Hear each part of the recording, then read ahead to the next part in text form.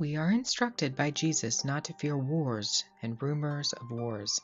It is scary to think about the possibility that the whole world is headed into collision, and yet I have a strange peace in my own heart with this aspect. It was written in the perfect word of God. It is prophesied that war will come to pass. We now see 120 nations preparing for a head-on collision. Countries all over the world of all different sizes ready their intercontinental ballistic missiles, their air forces and their navies, their nuclear arsenals. Countries are preparing, but where will the first strikes break out? There are three possible scenarios for potential outbreak of World War III. I believe any one of these scenarios could pan out based on available data from the region showing troop movements on the ground and exercises that are happening right now. Two of the scenarios begin in the Middle East, while one of the scenarios starts in Asia. According to the website deagle.com, population decreases will begin in many nations throughout the world, and specifically Western nations, starting in 2016 and continuing through 2025. Some of these population reductions are so significant that it begs the question, who is going to be the hardest hit by this war that is coming? From the data on deagle.com, it appears that the United States, Germany, England, Australia, Canada, and some of the other Western nations will be some of the hardest hit nations in the entire world from this event. However, according to deagle.com, there will be many nations in the Middle East who will also be hit with population reduction, including countries like Libya and Israel. The first scenario is based on Saudi Arabia's Thunder of the North. This is a coalition of predominantly Sunni Muslim countries that has come together with a front exceeding 350,000 troops operating sophisticated ground, air, and sea campaigns. They have amassed a coalition in the northern part of Saudi Arabia. This coalition is led by the Saudis, who have bought billions of dollars in weaponry from the United States. Many of the other countries in the coalition have also bought billions of dollars in weaponry, in aerial defense systems, etc. from the US. This coalition does not plan to target ISIS, as the US-financed ISIS is a part of the Sunni Caliphate. But the fall of Ramadi has galvanized the Iraqi government. So with the additional steps I ordered last month, we're speeding up training of ISIL forces, including volunteers from Sunni tribes in Anbar province. We're speeding up training of ISIL forces, including volunteers from Sunni tribes in Anbar province. There have been repeated videos, articles, and words directly out of Barack Obama's mouth that the U.S. funds ISIS and routinely drops weapons, ammunition, and food to them. ISIS has been the time bomb for the region, a lure to bring dozens of nations into direct conflict. Who showed up after ISIS seized major strongholds in Syria and northern Iraq? Russia and Iran did, because they support Assad, who is directly threatened by ISIS. ISIS is a lure to usher in World War III. Indeed, a sectarian divide is evident in this conflict in the Middle East, with Western countries supporting Sunni actions in the region. On the map here, you can see the dark green markers representing Great Britain, who has a large presence in Jordan as well as the Aegean Sea. Germany has also stationed a naval fleet in the Aegean Sea. French troops have landed in Egypt. They were there to attack ISIS, but suddenly they're not doing that anymore. They've just taken up position in Egypt. Why? Because they're supporting this southern Sunni front that directly opposes Russia and Iran in the region. Israel, who is very close allies with Saudi Arabia, is also supporting the Sunni coalition of states planning to attack Bashar al-Assad.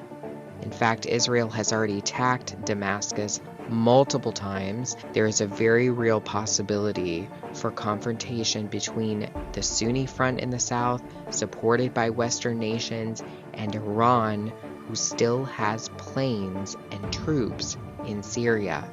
Now, Russia has made a withdrawal, or at least that's what they claim, from Syria, because I think they know it's coming to the region.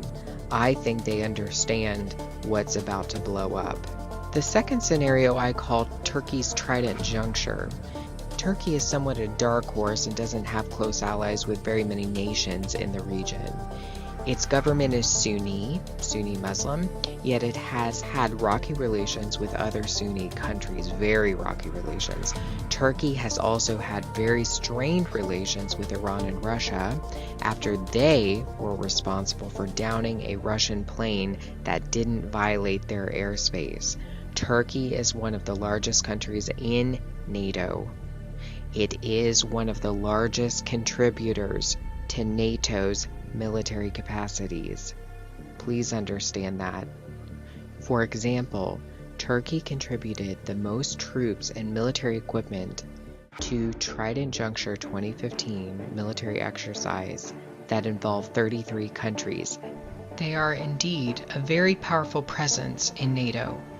Turkey is not doing this by itself. It is under the strategic vision of NATO and what NATO is trying to do in the region.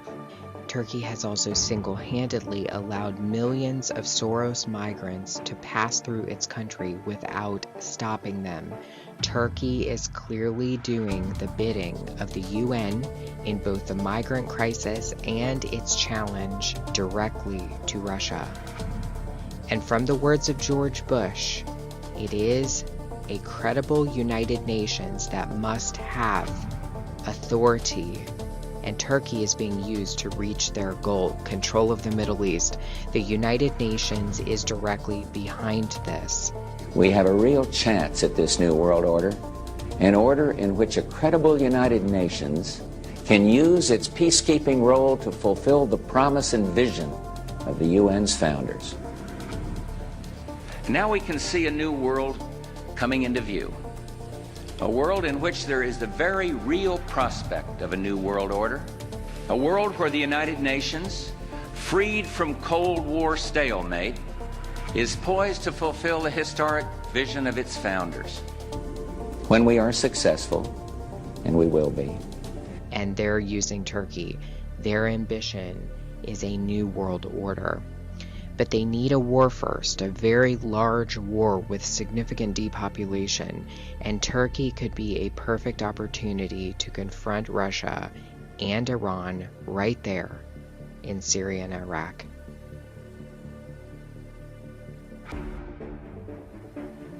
The last front that could explode and very soon is in East Asia, specifically in the South China Sea, involving several different countries, and in North Korea. North Korea launched ballistic missiles Friday local time. The same week, President Obama issued an executive order to enforce some of the strongest sanctions ever imposed by the United Nations. South Korean media reported the missile launches, one of which flew for about 500 miles before splashing down in the sea.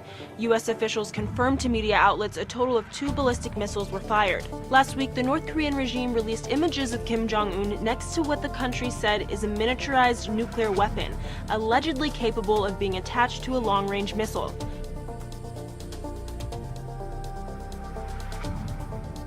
While everybody brushes off North Korea as making typical threats, there's nothing new here, move on. One must understand that the United States and South Korea carried out the largest exercise in South Korea's history in preparation for an imminent confrontation with North Korea. North Korea has been firing missiles. They've been threatening nuclear strikes. There has been a back and forth war of words between North Korea's Kim Jong-un and Park Geun-hye of South Korea. South Korea has amassed its forces in readiness for confrontation, while Japan is carrying out large military exercises as well, because they're right there in the region. According to Deagle.com, both of these countries will face large population reductions starting in 2016 through 2025. I think there's a very real threat here for these countries. An equally concerning front is in the South China Sea, where China is in direct confrontation with several countries, including Taiwan, Japan, Philippines, and the United States, India, Vietnam, etc., etc., etc. All the countries in Southeast Asia have carried out recent large-scale military exercises, all of them. Every day it seems there are hundreds of news articles about rising tensions in the region and the potential for confrontation as China advances to militarize the South China Sea, despite objections from neighboring countries like Taiwan and the Philippines. There are significant natural resources to be discovered in the South China Sea, along with claiming of precious trade routes, which China is hell-bent on acquiring. Confrontation could erupt at any moment. Southeast Asia is on the edge. Despite the regions mentioned in this video, there are many, many more areas where the first bomb of World War III could detonate. There are other fronts such as Ukraine, Northern Europe, North Africa, Australia, and an attack on the United States are very real possibilities.